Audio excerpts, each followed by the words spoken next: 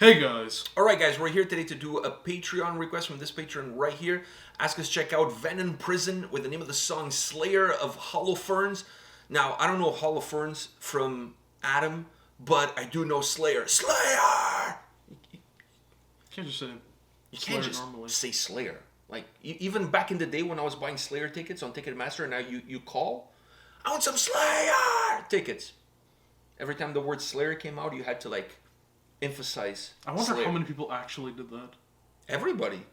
I feel so bad for those people. At least that's how it should be. If people were not doing that, they were not doing it right. I feel bad for those people. Imagine just sitting there at your desk, you're tired as hell, you get a phone call, and someone just yelling in your ear, I want some fucking Slayer tickets! That's how it should be. Like I'm saying, that's the right way.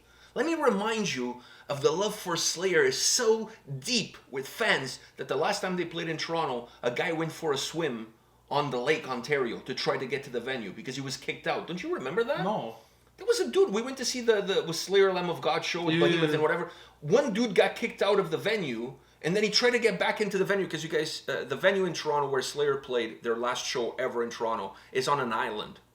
It's an island, so you have this bridge to get to the island, but the place where they check your tickets is before the bridge, and then you cross the bridge, you're on the island for the show at the Molson Amphitheater. So this guy got kicked out of the venue, so he thought, fuck that shit, I'll just swim to it. And then he was on the water and the police arrested him for trespassing. But it's Slayer. It's Slayer. Plus it was the last show in Toronto. Fuck, if you're ever going to get arrested for trespassing... Go home. Exactly. He was not going home. Well, he went to jail. He went to jail, so... He went to jail. Hopefully he made it to Montreal for Heavy Montreal, because, that was technically their last show in Canada. Yeah. But this was their last show in Toronto. All right, so Venom Prison, Slayer of Holofernes. Are you ready for this? Yeah.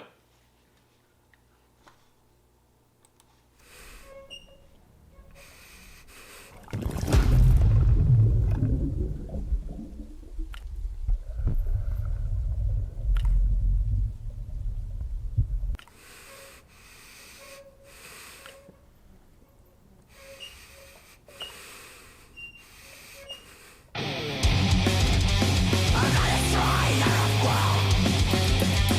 Ready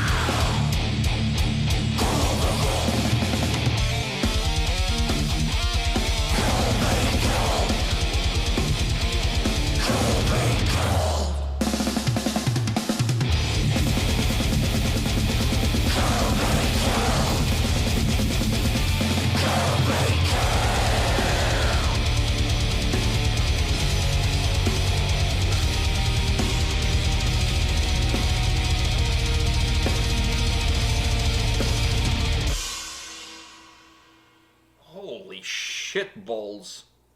Holy fuck. Wow. Do you go first?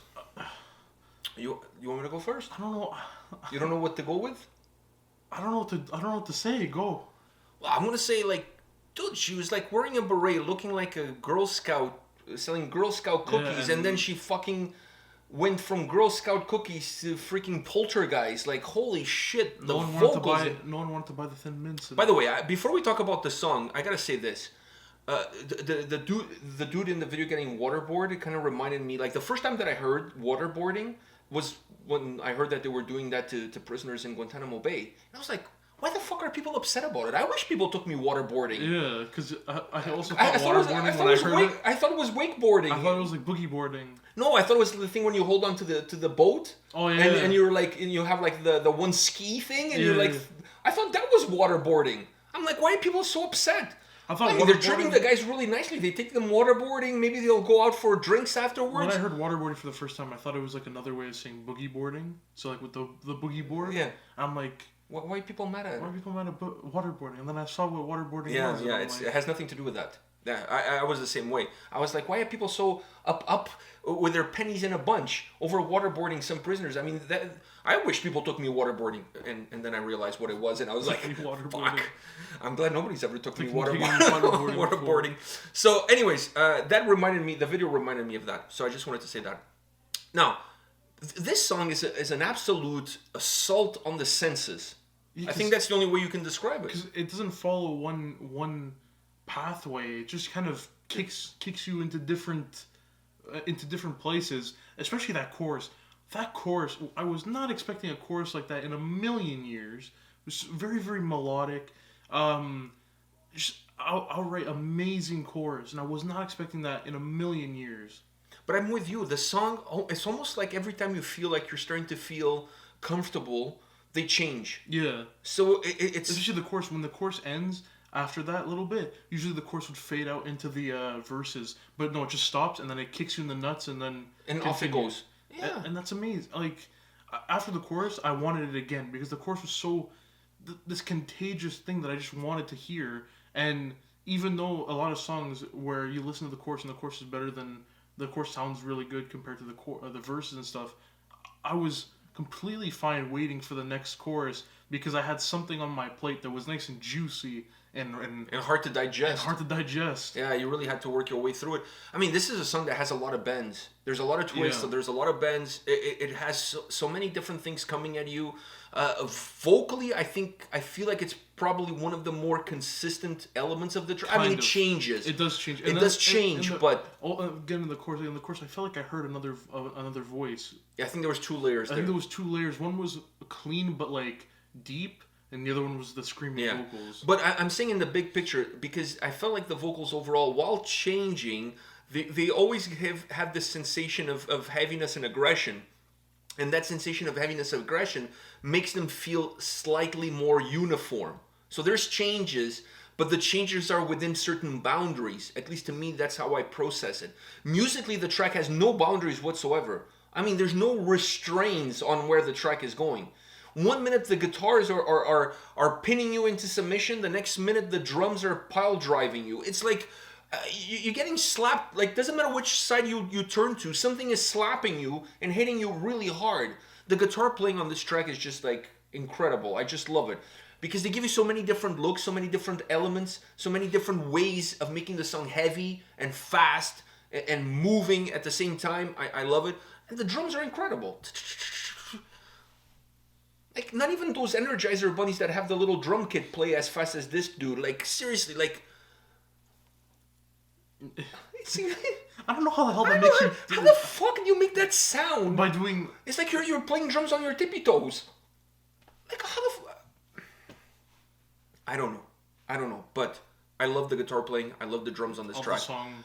The vocals. She has this... It just feels like the whole song, it has this built-up aggression and rage inside, and then the song is the moment where I get to exercise my inner demons, and everything comes out, including the kitchen sink. Everything just like she just fucking demolishes the track. Yeah, when it comes to the heavy vocals, just bringing down the song, and then the screaming vocals just igniting a fire. Into I honestly think if in the video you didn't see her holding a microphone, but if she's holding a microphone, that microphone is filing a restraining order, because it's like, holy fuck, man, like, you're killing me here. You're killing me, Smalls. Yeah, fuck, you're killing me, Smalls. Absolutely incredible track. And you kind of, this is a song that from the moment it starts, when I see the guy kind of like crying and whatever, like, I'm like, ooh. Just by that start of the video, I'm like, this song is going to have some meat on the bone. I could feel it. Like, you get this sense that this song is going to have some darkness and some heaviness. And oh boy, did it have both. Darkness and heaviness. Across. From the beginning to the end. And speaking of water and waterboarding and drowning, which is in the video, you see all of those things. This is a song that doesn't give you one single moment for you to come up for air.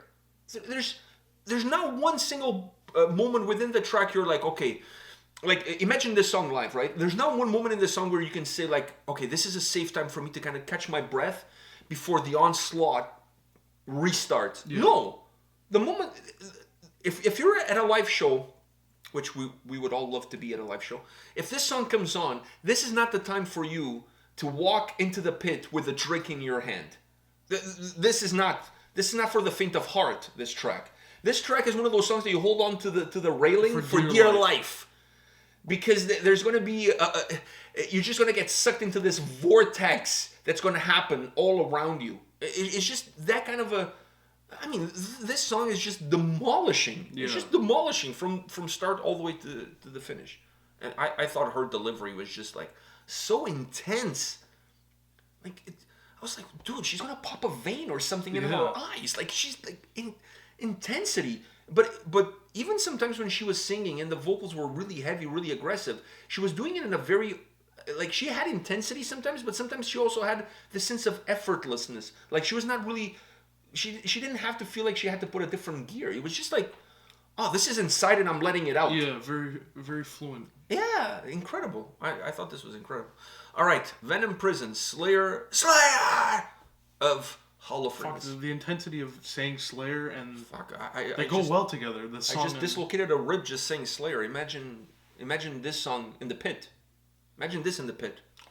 I think that would be karate in the pit, to be honest with you. Oh, definitely. Backflips, jiu-jitsu. Man. Someone's doing an Eber kick. Somebody's going to do a power bomb all the way from the stage. Batista bomb from the stage. Wow, that takes me back to some crazy shows that I attended, like Nails. Oh, one of the craziest live shows I've ever been to. Anyways, guys, this is it for today. Let us know your thoughts on the band, on this video, on this song. Is there something that we need to know about this band that we don't know? By the way, where they're from? Hit us up. Let us know. Give us some details. We're perhaps late to this party. I'm sure this band has been around for a while, but first time listening to them. So hit us up in the comment section. Let us know, and we'll see you guys at the next video. Take care. See ya.